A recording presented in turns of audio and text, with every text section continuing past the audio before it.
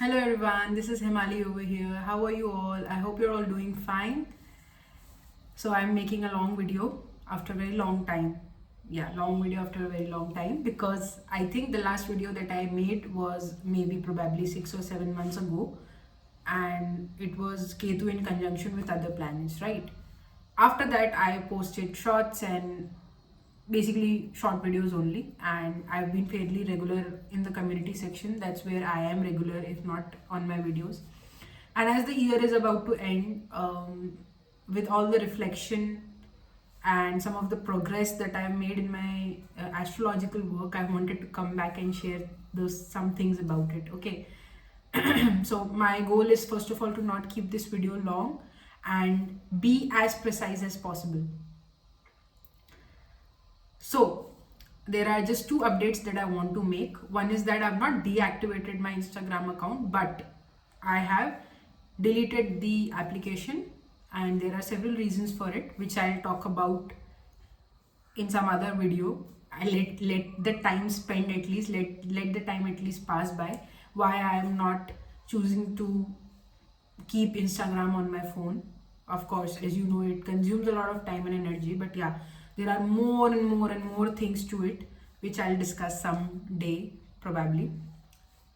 And that's the first update. The second update is that I am available on YouTube. So if you want to get in touch with me, if you want to talk about certain things, YouTube is the place we can. And YouTube also has my email ID. So that's that. Now, the second announcement that I had to make has to do with the entire topic of the video, right? So let's just dive into the topic. The topic is that how astrology has become a source of instant gratification for most people, and for the minority of people it remains to be what actually it is supposed to be. So if you know the Hindi word for Vedic astrology, for astrology, that is Jyotish, okay? And if you like do the Sandhi Vichhed or breaking of the words of Jyotish, it just simply means the subject of light.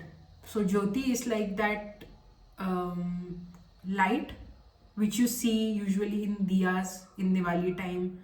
In the temple, people have that diya, or you can see a candle which has a wick, okay, and the light is burning. So that's what it is. And unfortunately or fortunately, I don't know, because I cannot say everything in this world is happening.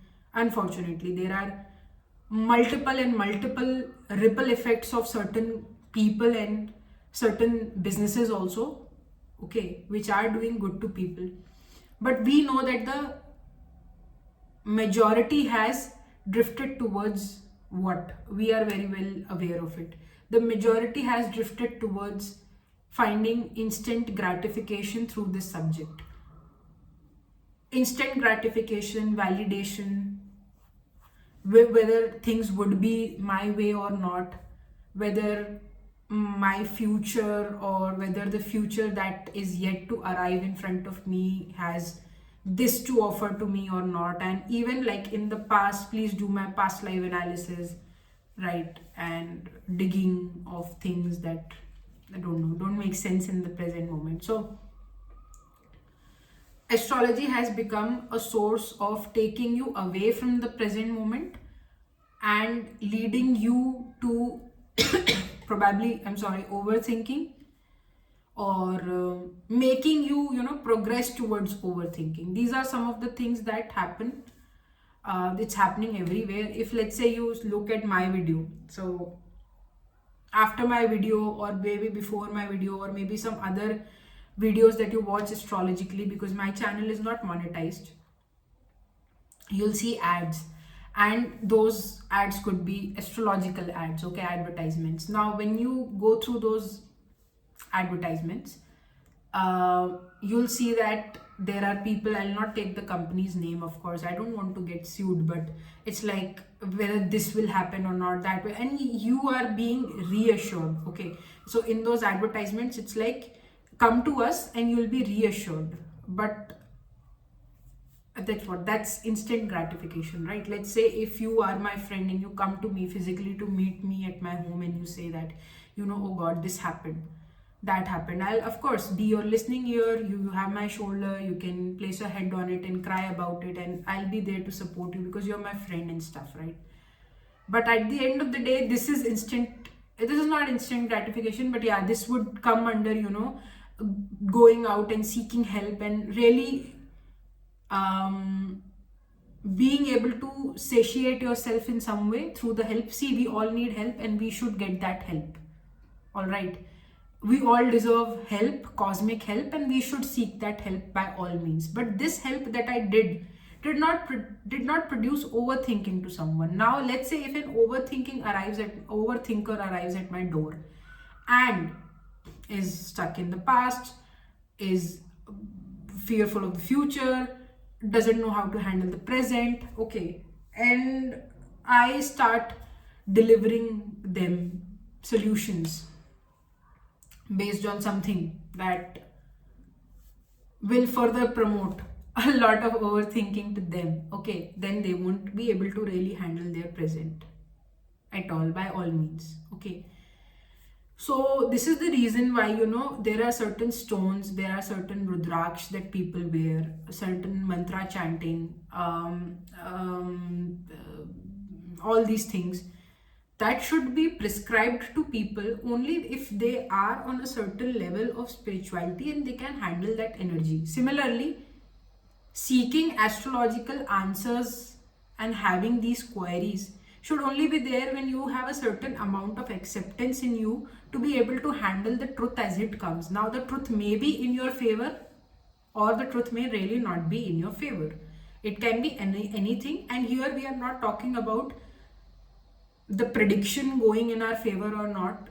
Here we are talking about how to handle the reading, okay. And I don't know if you're a professional reader or you're a student of astrology or you are just a client to someone or to some many organizations and many astrologers, don't know, whatever it is, by the way, I would still like to clarify to you that there's a certain way of delivering something, okay. Let's say you're an astrologer, okay, let's say anybody, you are an astrologer, I will put you into the shoes of being an astrologer, and you know that there is certain thing that can happen to this person because you've studied it, so you know that this will happen, this is bound to happen, or the things that will happen in this particular pattern, so that you know the pattern, and that is more than enough.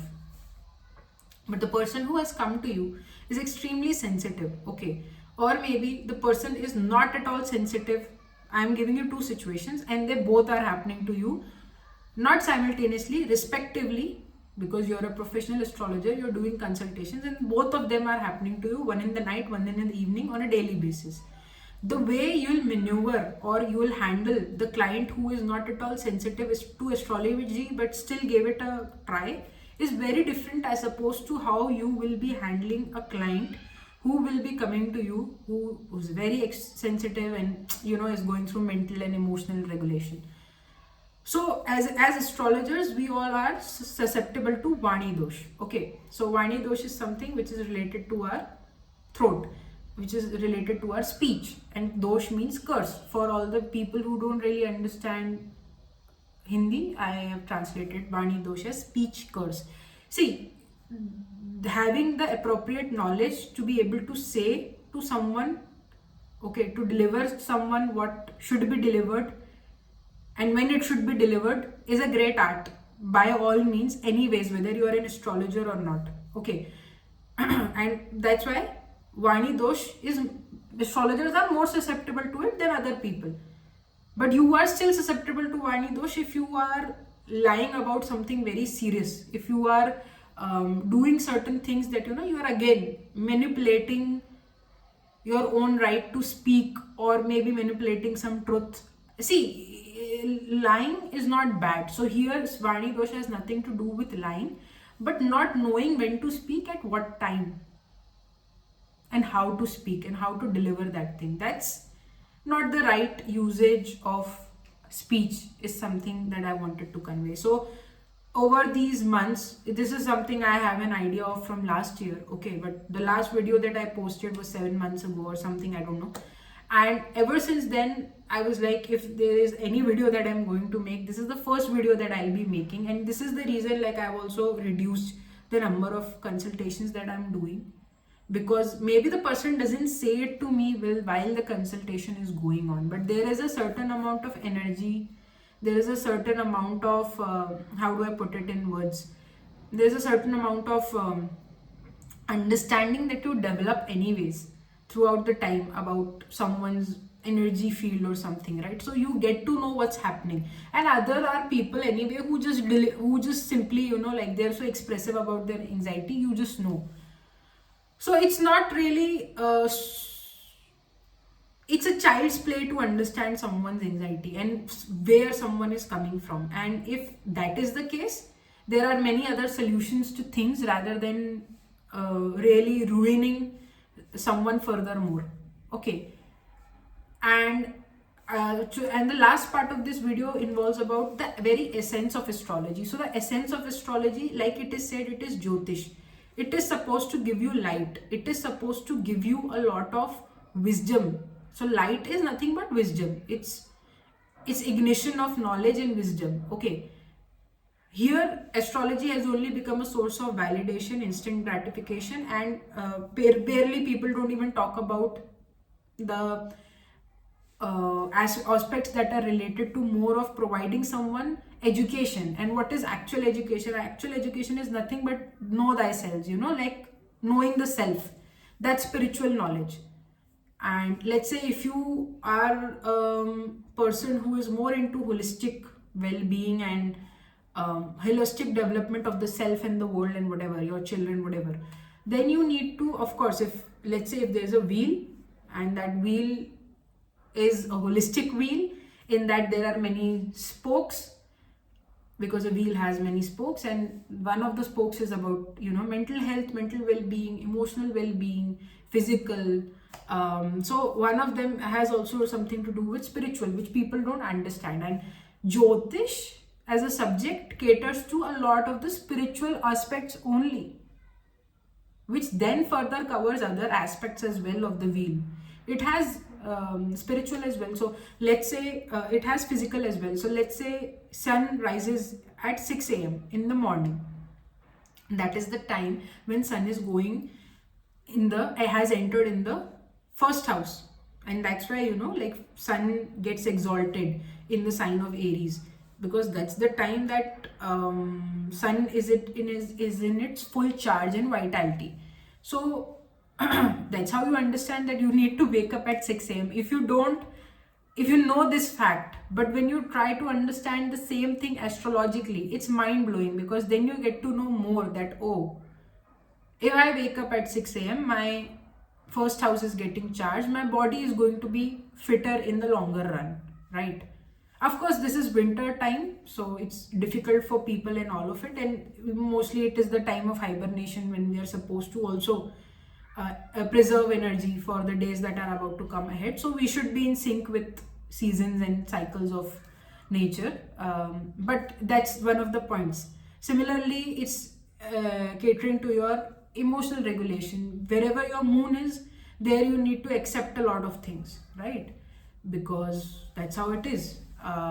Then there are other aspects of it. So people have forgotten the spiritual part of Jyotish, the astrology, and they have covered more of all this nonsense. And I'm sorry to say it nonsense, but it is nonsense, because when people are telling someone something, let's say your Rahu is in the 7th house, clearly you will be divorced. People are not understanding that KETU in the first house is signifying again and again that person has focused a lot on themselves in the past. From the past lifetime, this is the energy that they've been carrying, and they themselves, like, the first house is the self and their life. This is their comfort zone. So Rahu has fallen 7 places away, because that's how the Rahu Ketu node, the south and north node axis works, and Rahu has fallen in the 7th. So this just means that this person now needs to focus on partnerships, unionships, team spirit, and, you know, working in collaboration with people, exploring marriage as an institution, and you know, other in unionships as well, other institutions as well of togetherness, like I told you, business partnership and other things, right? So when you see Deepika Padukone as an actress, she has a Ketu in first house and Rahu in seventh, people are all quick to judge. Even if like there are other people, when the celebrity is not left, whose life is completely open and out loud in public, and she is followed everywhere wherever she goes, what do you think people, astrologers, you know, who are working from a very low level, or people who are studying astrology on a very low level, are going to leave people who are non-celebrities, right? So what we need to understand is that what is the cause? Why is this happening? That Rahu has gone and sat in somewhere, because these are the things that went wrong for someone in the past lifetimes, because they didn't focus much on that but focus more on self. And henceforth Rahu, and that's why wherever Rahu is sitting, it's going to cause problem to you there, because this is a new area. This is something that you have not explored and discovered. So these are the ways to explain someone, and then depending upon further things like where is your seventh lord sitting, and what is the nakshatra of the seventh lord, and why is it that, let's say if you're a Virgo ascendant, and why is it that Pisces holds the seventh house in your chart. What does it mean? So let's say if you're a Pisces, and this is the last part of the video, then I'll just wrap it up. If you're the seventh house has Pisces, then it denotes that the people that you meet, or the people that you interact with, or the kind of interactions that you'll have to make, will be very on a unconditional basis. Because Pisces is the energy of unconditional transactions and unconditional energy. So these are the ways that you understand astrology, and you further deliver to someone. And delivery is a very big part of any mentorship work that you do, any consultancy that you do. It's one of the skills of being a consultant, to be able to have a good delivery. But since people don't pursue, you know, that way, that's why we are where we are in terms of astrology. So that's what I wanted to talk about today, and I hope you really liked my video. The video is long, but it covers a lot of important things, and I really want everyone to watch this video. Please share this video with everyone, because astrology is not a hoopla, but it's all about understanding and delivery of it. Major is understanding, processing. That's a lot to do in itself, and then comes the part to do the rest. So thank you so much, and I'll see you soon whenever the universe wants me to make another video. Happy New Year. See you. Take care.